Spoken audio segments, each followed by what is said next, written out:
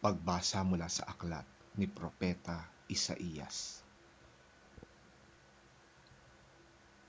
Ako si Yahweh na inyong Diyos, ang magpapalakas sa inyo. Ako ang nagsasabi, huwag kayong matakot at tutulungan ko kayo. Sinabi pa ni Yahweh, Israel, mahina ka man at maliit, huwag kang matakot, sapagkat tutulungan kita. Ako ang iyong tagapagligtas, ang banal na Diyos ng Israel. Gagawin kitang tulad ng panggiik na may bago at matatalim na ngipin.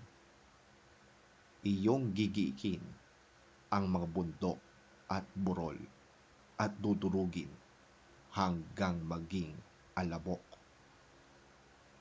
Ihahagis mo sila at tatangayin ng hangin. Pagdating ng bagyo ay pakakalatin. Magdiriwang kayo sa pangalan ni Yahweh at pararangalan ang banal na Diyos ng Israel.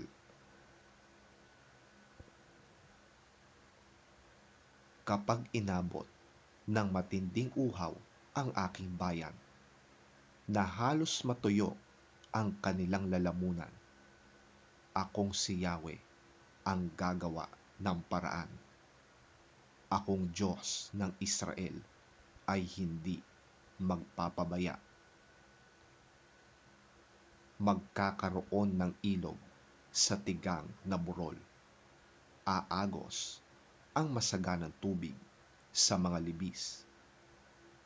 Gagawin kong lawa ang disyerto. May mga batis na bubukal sa tuyong lupain. Ang mga disyerto'y pupunuin ko ng akasya at cedar, kahoy na olibo at saka ng mirto, kahoy na sipres, alerces at pino. At kung magkagayon, makikita nila at mauunawaan na akong si Yahweh, ang banal na Diyos ng Israel, ang gumawa at lumikha nito.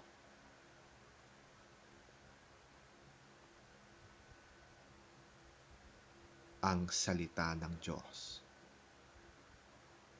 Salamat sa Diyos.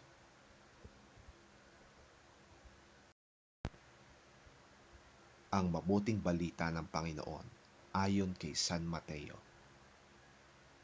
Papuri sa iyo, Panginoon. Tandaan ninyo, higit na dakila si Juan na tagapagbautismo kaysa sinumang isinilang sa daigdig. Ngunit ang pinakahamak sa kaharian ng langit ay mas dakila kaysa kanya. Mula nang mangaral si Juan na tagapagbautismo hanggang ngayon, ang kaharian ng langit ay sapilitang pinapasok ng mga taong mararahas. Sapagkat hanggang sa dumating si Juan, ang mga propeta at ang kautusan ang siyang nagpahayag tungkol sa paghahari ng Diyos. Kung naniniwala kayo sa pahayag na ito, si Juan na nga ang Elias na ipinangakong darating. Makinig ang may pandinig.